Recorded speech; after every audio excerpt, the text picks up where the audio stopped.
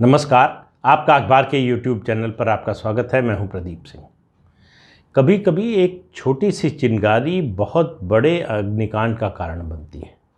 छोटी बात को इग्नोर करते हैं आप तो वो बड़ी बात के रूप में आती है।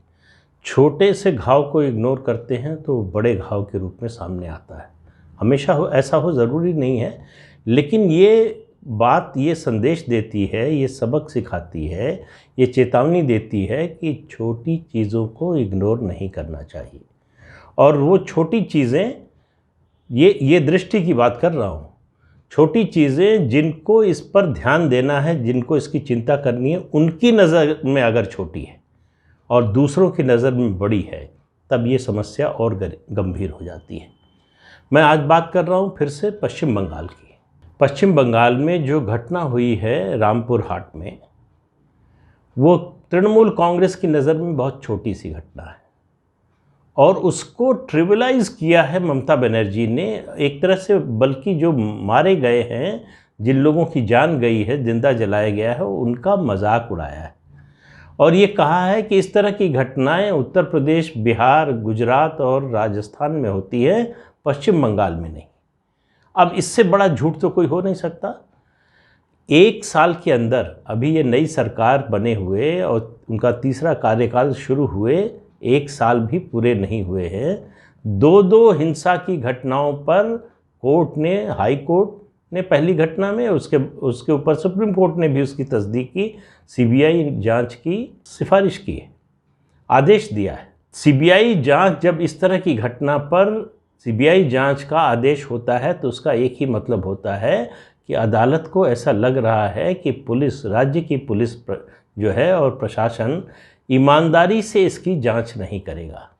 या दूसरी तरह से अगर आप राज्य सरकार को थोड़ा कंसेशन देना चाहते हो, बेनिफिट ऑफ डाउट देना चाहते हो, तो ये होता है कि जो पीड़ित लोग हैं उनके मन में ये विश्वास हो कि उनको न्याय मिलेगा।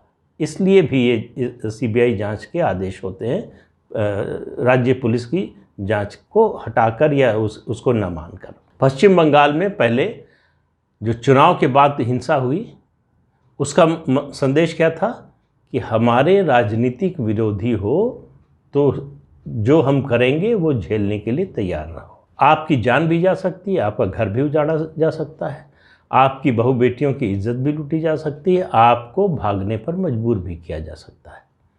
अब ये एक स्टेज और आगे चला गया है। रामपुर हाट की जो घटना है, ये तृणमूल कांग्रेस के वोटर थे, फिर भी मारे गए। क्यों? क्योंकि तृणमूल कांग्रेस का जो स्थानीय नेता था, जो मारा गया, भादु शेख, वो उस इलाके का दादा था।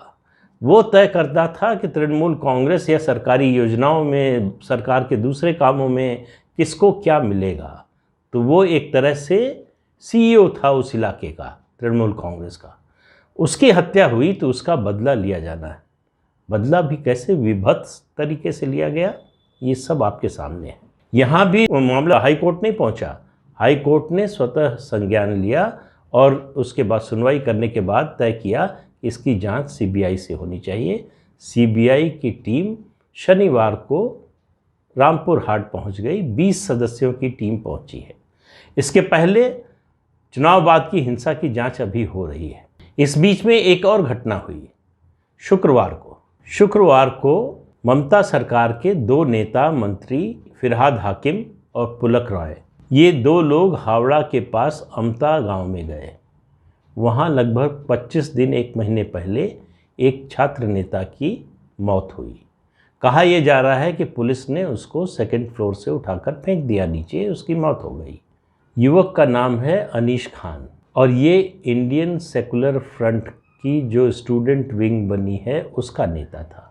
इंडियन सेकुलर फ्रंट वो है जो अभी विधानसभा चुनाव से पहले पार्टी के रूप में गठित हुई, जिसने अलायंस किया कांग्रेस और सीपीएम से।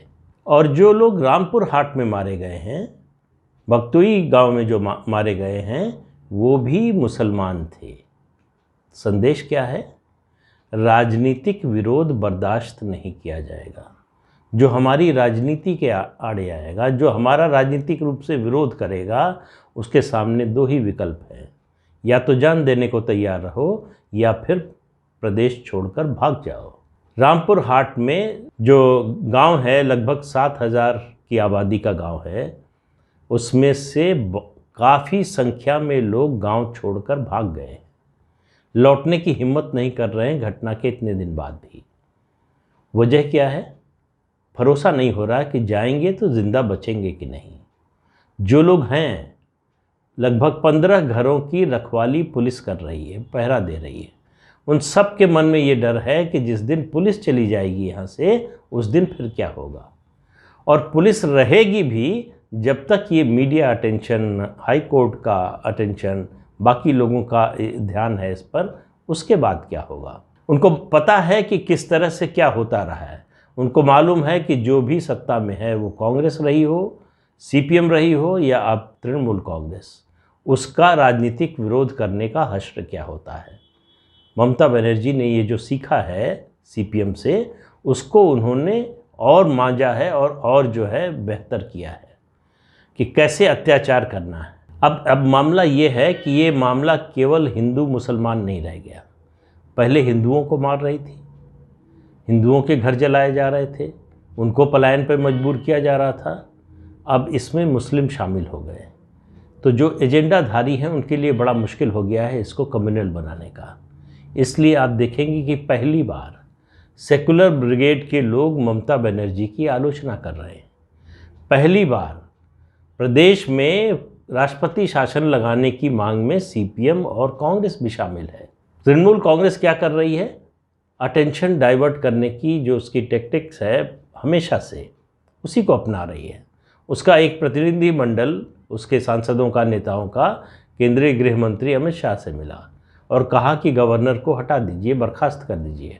तृणमूल कांग्रेस ने अपना फ्रंट जो है गवर्नर के साथ खोल दिया है कि गवर्नर के कारण सारी समस्या हो रही है। जो घटनाएं हो रही हैं उसमें बीजेपी का जो है वो बीजेपी का षड्यंत्र है, इसलिए हो रही हैं। कोई मानने को तैयार नहीं है, न बंगाल में न बंगाल के बाहर, कि ये जो कुछ हो रहा है उसमें ममता बनर्जी, उनकी पार्टी के अलावा और किसी का भी हाथ हो सकता है। 2-3 दिन पहले संसद में रूपा गांगुली इस घटना का जिक्र करते हुए रोने लगी संसद में कि पश्चिम बंगाल रहने लायक नहीं रह गया है, यहाँ जिंदा रहना बड़ा मुश्किल हो गया है। अगर आप सत्तारूढ़ दल के समर्थक नहीं हैं तो आपकी ज़िंदगी कितने दिन की, कितने मिनट की है, इसकी कोई गारंटी नहीं है। किसी भी देश में, एक स्वतंत्र देश में, एक डेमोक्रेटिक कंट्री में इस तरह के हालात कैसे बन सकते हैं और कैसे बनने दिया जा सकता है। मैं फिर कोर्ट की बात करूंगा, सुप्रीम कोर्ट की बात करूंगा कि कॉरपोरेशन के चुनाव और छोटे छोटे इस तरह के चुनाव में भी सिक्योरिटी फोर्सेस की तैनाती कैसे होगी कि नहीं होगी, इन सब मसलों को सुप्रीम कोर्ट मॉनिटर करता है। इतना बड़ा हत्याकांड हो गया। ये सही है कि हाई कोर्ट ने सुओ मोटो जो है कॉग्निजेंस लिया इसका और उसकी जांच के आदेश दिए सीबीआई के, लेकिन ये मामला केवल एक घटना, दूसरी घटना, तीसरी घटना इसका नहीं है।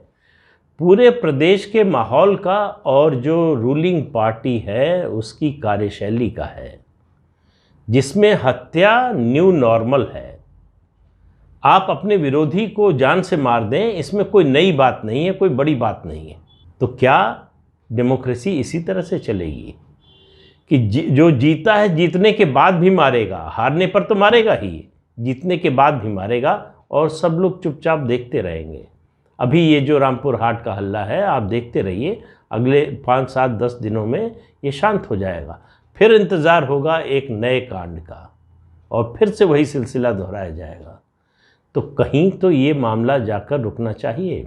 लेकिन इससे एक सवाल और उठता है कि चाहे रामपुर हाट का मामला हो, चाहे उससे पहले चुनाव के बाद की हिंसा का मामला हो, जिस रास्ते पर ममता बनर्जी चल चुकी हैं, क्या रामपुर हाट एक ट्रिगर बन सकता है, वो चिंगारी बन सकती है जो ममता बनर्जी का नंदीग्राम बन जाए।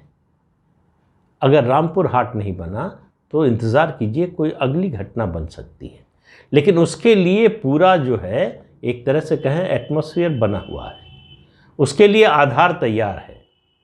ममता बनर्जी की ये जो हिंसा की राजनीति है, इसके खिलाफ माहौल धीरे धीरे बनना शुरू हो गया है। और ये मामला अब ममता बनर्जी और बीजेपी वर्सेस बीजेपी नहीं रह गया है। ये मामला ममता बनर्जी वर्सेस डेमोक्रेसी हो गया है। ये मामला Mamata Banerjee versus human rights हो गया है। ये मामला ममता बनर्जी वर्सेस जीने का अधिकार हो गया है। ये मामला ममता बनर्जी बनाम आपकी अभिव्यक्ति की आज़ादी का अधिकार हो गया है। ये मामला बढ़ता जा रहा है और आने वाले दिनों में इसके थमने के, इसके रुकने के कोई संकेत नहीं दिखाई दे रहे हैं। ये बिल्कुल नहीं आप कह सकते कि अब ये घटना हुई है उसके। आप देखिए ममता बनर्जी के बयान देखिए, कोई अफसोस नहीं है, कोई दुख नहीं है। जिस तरह के बयान दे रही, जिस तरह से इसको, इस पूरे अग्निकांड को जस्टिफाई करने की कोशिश कर रही है। जो फॉरेंसिक रिपोर्ट आई है, जो पोस्टमार्टम की रिपोर्ट आई है, उसके मुताबिक जिन लोगों को जलाया गया उनको जलाने से पहले बुरी तरह से पीटा गया था। उनको पीटा गया, फिर उनके घर में बंद करके बाहर से आग लगा दी गई। ऐसा जघन्य हत्याकांड इस दौर में अगर हो रहा है और उस पर आप देखिए देश में अमूमन चुप्पी है। किसी एक लिंचिंग की घटना पर पूरा राष्ट्रीय अंतर्राष्ट्रीय स्तर पर मुद्दा उठाने वाले लोग न्यूयॉर्क टाइम्स, वॉशिंगटन पोस्ट और टाइम मैगजीन और जाने कहाँ कहाँ लेख लिखने वालों की ज़बान बंद है। क्यों? क्योंकि ये सब हो रहा है बंगाल में, पश्चिम बंगाल में, जहाँ की मुख्यमंत्री ममता बनर्जी हैं, जो भाजपा विरोधी हैं, जो मोदी विरोधी हैं। इसलिए जब मैं कहता हूँ कि मोदी के विरोध में ये विरोधी कहाँ तक चले गए हैं, इसका अंदाज़ा लगाना मुश्किल हो रहा है। ये समाज के विरोध में जा रहे हैं, ये देश के विरोध में जा रहे हैं, ये लोगों के जो मौलिक अधिकार हैं उनके विरोध में जा रहे हैं। और लगातार इस तरह की घटनाएं बढ़ती जा रही हैं। मुझे लग रहा है कि ममता बनर्जी बस एक चिंगारी दूर है किसी नंदीग्राम के बनने से, और उनकी सत्ता उसी से जाएगी। जो तलवार की धार पर जीते हैं वो तलवार से ही मारे जाते हैं। जो हिंसा की राजनीति करते हैं वो हिंसा से ही हारते हैं। तो ममता बनर्जी हारेंगी कि नहीं ये मुझे नहीं मालूम, लेकिन ये बहुत दिन तक चलने वाला नहीं है, ये मुझे यकीन है। ये स्थिति और ये समय बदलेगा ज़रूर। ममता बनर्जी के लिए आने वाले दिन ज़्यादा कठिनाई के होने वाले हैं। अभी तक जो कुछ वो करके बच के निकल रही थी, अब हर कदम पर, हर ऐसी घटना के बाद उनके लिए बचना और कठिन होता जाएगा।